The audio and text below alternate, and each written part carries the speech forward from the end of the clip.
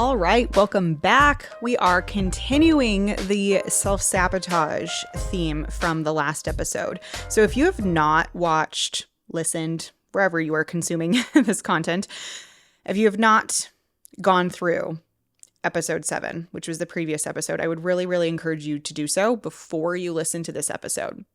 It's not going to make or break what you really get out of this episode, but it's going to help everything make a lot more sense. And is also just extremely important for you to get the foundational knowledge and understanding of self-sabotage before we go into how to diagnose it. So today we are talking about how to start to understand the type of self-sabotage that you are working with. And I'm going to be mostly speaking to health and fitness coaches during this episode. Everything that I'm saying, you could apply to yourself, but where I'm coming from and where this acronym and all of this teaching really was developed, who it was developed for originally was health and fitness coaches. So that's where I'm going to be speaking from. But just know that if you're not a health and fitness coach and you're like, oh man, this is not for me, like it's just for coaches who are working with clients, it's not necessarily the case either. So with that said, the first step into stopping self-sabotage, or at least reducing it with our clients, is to diagnose. And first and foremost, I want to remind from the previous episode and when we talked about that self-sabotage is a very normal human process.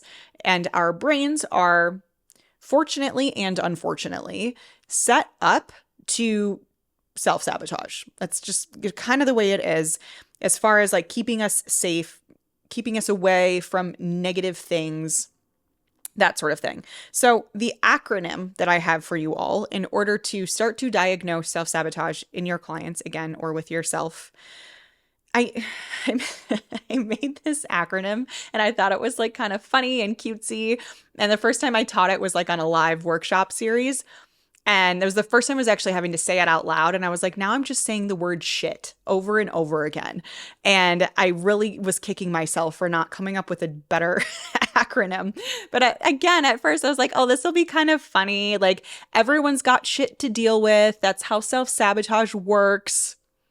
But now the acronym S.H.I.T just feels stupid that I've been saying it out loud. So I'm like, I am being reminded of these feelings again as I'm doing this. So bear with me with my shit acronym, my shitty acronym. So S stands for self-concept uncertainty. H stands for homegrown beliefs. I is for internalized fears. And T is for trying to take control. So we're going to start with S and work our way through this acronym, these different types of self-sabotage. So the first one is self-concept uncertainty. So we need to first define what self-concept is. And I have a whole host. This is episode 8. This is the most notes I've had for an episode yet. If you've ever learned from me before, you've been on any sort of Q&A or discussion call, you know your girl can talk without anything in front of her. She can talk. But I really wanted to make sure that I am hitting on all of the strong points when I'm going through this acronym and sharing with you how to really diagnose self-sabotage. So for those of you that are watching on YouTube, you're seeing me look down probably more than you ever have, and that is because of that. So self-concept defined. I want to define self-concept for you guys because me saying self-concept uncertainty, you may be like, yeah, I'm uncertain what that even means, Kasey. And self-concept is the feelings that you have of being a unique individual, that you really understand your own like view of yourself and the very many different components that you probably have that makes up who you are, whether that's coach, athlete, foodie, wife, content creator, business owner, all of these different pieces of who you are. You're very clear on who those are, who that is for you, and also like who you are in your uniqueness from other people. So when you have clients who have a very strong self-concept, they are sure that they can achieve their ideal self, like who they want to be. They don't lack a ton of confidence in their abilities. They have this positive view of themselves, and most days they actually feel close to that ideal self, or like they really think that that ideal self is very attainable. They're optimistic about outcomes in their life, and they worry less about what other people think of them. So if you maybe have a client in mind, I would actually encourage you to think about your most successful clients. And if you feel like they fit any of the descriptions that I just shared, because most of the time our most successful clients do have a pretty strong self-concept. And those with an uncertain or weak self-concept, they're not really sure that they can achieve this ideal self. They lack confidence in their abilities. They doubt that good things will ever happen to them. They look to external circumstances to tell them how they feel about themselves, and they're ultimately insecure about who they are. So, when we're talking about self-sabotage, self-sabotage itself can lead to self-concept uncertainty. So not really feeling good about who you are, who you're going to be, your ability to become the person that you want to be. You're always looking to external factors to tell you more about yourself. That can lead people to self-sabotage because they're kind of just on like a wobbly foundation to begin with.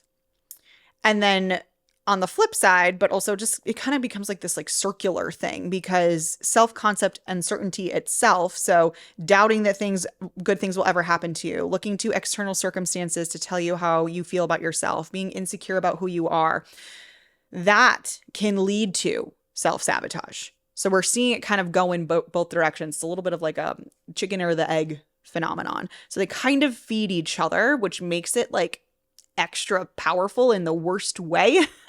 So, obviously, as a coach, if we're noticing this self-concept uncertainty, this weak sense of self-concept, we can, and we're also seeing this client is subject to self-sabotage. We see it, these patterns coming up for them a lot when it comes to self-sabotage. They're getting in their own way a lot. There's definitely a connection there. So that would be something that you would want to focus on in your coaching practices to help them reduce their instances of self-sabotage, is focusing on cultivating a stronger self-concept. Okay, so that's number one. H in our acronym is homegrown beliefs. So homegrown beliefs, what I'm saying about what I mean about homegrown beliefs. Again, it's like, Kasey, what are these words that you just made up and put into this shitty acronym? Homegrown beliefs that were homegrown. Some beliefs and belief systems that maybe you grew up with that came from your parents, has been just something that's been solidified over time in your time on this earth. And it's based in this idea of learning theory, which is a very, very, very basic theory that we've had inside psychology for frickin' forever. And this is essentially just the idea that behaviors are heavily dependent on vicarious conditioning, meaning that we learn through the consequences of others' behavior. So we're talking childhood, we're talking young adulthood. Honestly, we're talking about what happened to you 3 years ago. We're learning from other people and watching them make mistakes and watching them see the consequences of their actions. And that is how we learn, especially at a younger age, which is why I'm saying like homegrown beliefs. So this could have looked like, for your clients, overly cautious parents. So helicopter style type of mom and dad. And this can leave clients feeling like they can't take risks. They may be very risk averse because of this upbringing. They maybe had a parent who was always dieting or talking poorly of their bodies, which then leaves clients feeling like diet and exercise might be pointless from a weight loss perspective because they saw mom go through 17 different diets as they grew up. And so they're learning from their parents in that way. Or maybe they had very critical parents, which can leave your clients feeling like they're never good enough, which we have an entire episode on clients who may be feeling not good enough, this not good enoughness. This was a question that was actually asked inside the Health Mindset Coaching Certification alumni group. So I broke that down in a previous episode if that's something that feels like is relevant to you and your clients. So they feel like they may not actually ever be rewarded because having hypercritical parents, and like, raise your hands if that sounds familiar to you. Mom and dad, I love you, but you definitely Definitely, this was my childhood. It can feel like you won't ever actually get rewarded because what you're doing, there's always more to be striving for, which is amazing. Like part of the reason I do believe I'm at the level of success that I am today is because of having more critical parents and having them honestly believe in me to the point that like there's always more for you to do. There's more for you to achieve. Like, cool, you got an A, but like, what about that PhD?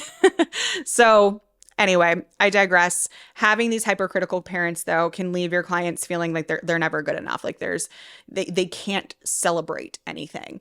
So thinking about your clients, and this is where I do want to make a comment about how it's important to recognize that you're not a therapist unless you are, of course, and working with our clients through childhood traumas or severe instances of parenting that led them to think a certain way today. Like it may be out of your scope of practice as a coach, but it's also worth having a conversation around and kind of sharing some of this stuff and just generally understanding that the younger years of our clients' lives are extremely, extremely crucial.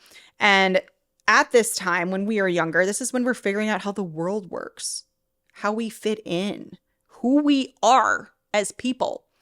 And these early encounters with life and our parents and what's going on create the rules that we live by that then essentially like create a backbone for any future experiences that we have.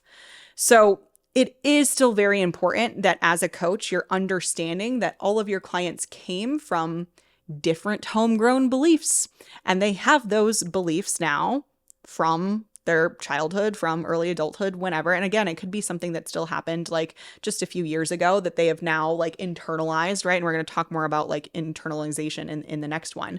But long story short, this could be the reason, or this could be how you're diagnosing your client's self-sabotage, is that it's coming from these beliefs, these long-standing beliefs that your clients have, maybe even dating back to when they were just young little kids.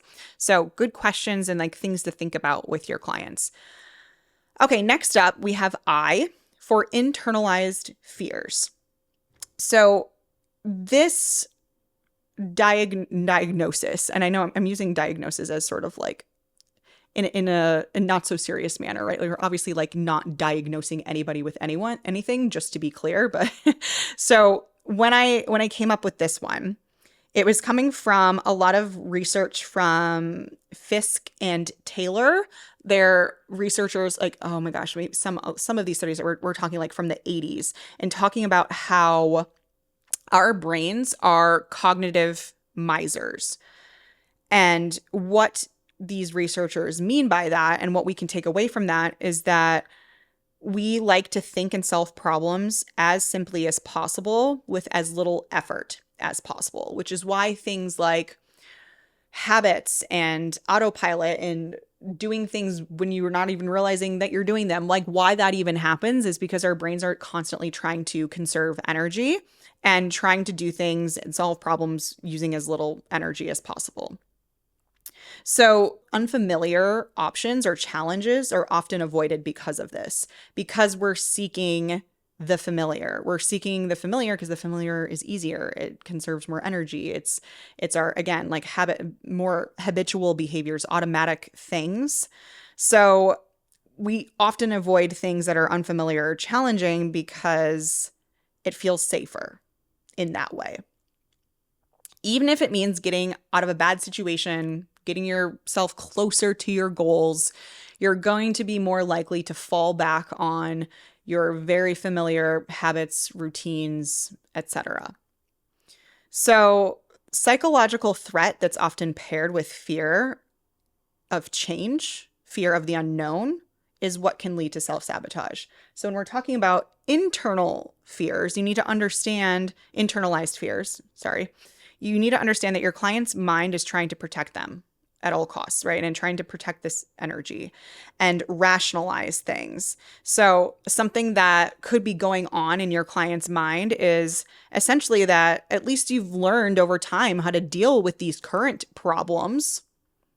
So why don't we just keep our current problems rather than trying to like potentially step into this like new unknown territory of changing our lifestyle, changing all of these other behaviors, introducing new routines and all of this new stuff that may go wrong, that we may not be able to stick to, that may not actually produce the results that we want to. Like your client's brain is doing this. It's essentially saying it right now sucks and we do kind of want to change our reality. We're not happy with our body composition, not happy with our energy levels, we're not happy with our lifestyle from a health and fitness perspective, but it's familiar.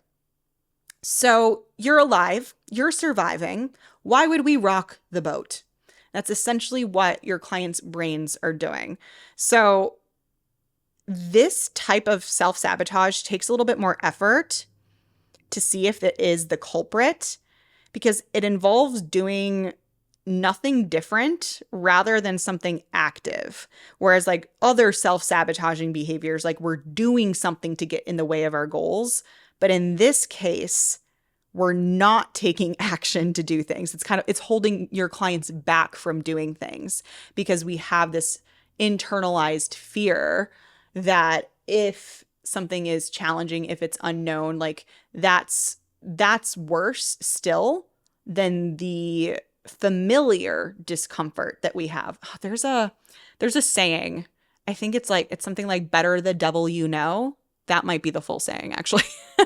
Better the devil you know, right? So I am uncomfortable in my body. I'm uncomfortable with my lifestyle. I want things to change, but that is still more comfortable. And my brain is going to tell me to stay here because I'm alive and it's safe and it's familiar versus getting uncomfortable and trying to try new things where I could potentially fail and it could get worse and I could put all this time and effort in and we could just go back to square one. So again, this is harder to tell if this is the culprit of your client's self-sabotage because it is essentially them just like not taking action rather than like doing something to self-sabotage their current progress, if that makes sense. So again, still very powerful, very important thing to pay attention to with your clients. And you could definitely ask some questions around this and ask them a little bit about their level of familiarity and comfort with where they currently are compared to the changes and where they want to go. Because I think a lot of people too, I've had this with clients many times, when we get to the core of it, we find out that actually the reason they're self-sabotaging and keeping themselves from making progress is because they're scared for once they are successful to have to maintain that success. Like that level of pressure and the unknown that comes with that is scarier than actually just maybe staying where you are, even if it's not somewhere you want to be. So the last one is T for trying to take control. As humans, don't we love control? I actually have a quote from, I think his last name, this is a researcher in this area, Leotti, Leotti, if you want to look it up. And this researcher says, feeling in control is a biological and psychological necessity.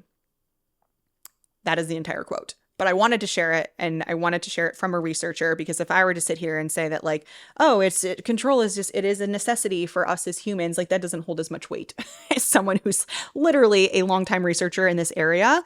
And this researcher goes on to explain how belief in your ability to exert control over your environment to produce a desired result is very actually essential to your well-being. And it's not something that we learn, it's innate. It's something we're born with. We're biologically motivated to want to feel in control. Because if we're in control of our environment, we can predict what's going to happen, which is all the better for survival. See how this is always kind of coming back to the same freaking theme? This is what I'm talking about. Like, humans are so complex, but we're so freaking simple at the end of the day. So much of everything that we do can come back to just like wanting to feel safe and survive and reproduce. So much, including this. And of course, we can't control everything, but if we can believe that we are the masters of our environments, aka if we can have a growth mindset about our ability to have control over things, that we are in charge of good things, that any good things that will happen to us, and we have the ability to step aside the negative, Those are all really good aspects of control, but so much of this comes down to mindset. And so much of this comes down to making sure you can help your clients manage their mindset around control. And I think we've all probably used this phrase for ourselves or for our clients, like just control your controllables type of thing, right? And I think that there's nothing wrong with that statement, that going that direction with your clients, but it's so much more than that. There's so many more aspects to it. We can go so much deeper with them to a point where it's actually really, really impactful versus just like, well, tell me what you can control and what you can't. I mean, that's a great way to start the conversation, but I think going a layer beyond that and asking more about whether or not they actually believe they can change their level of control.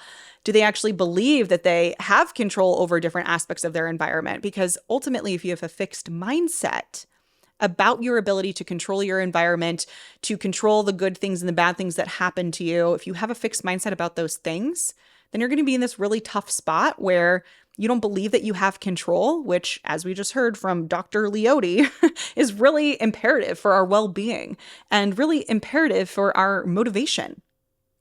So you can think about a client that maybe is struggling with self-sabotage.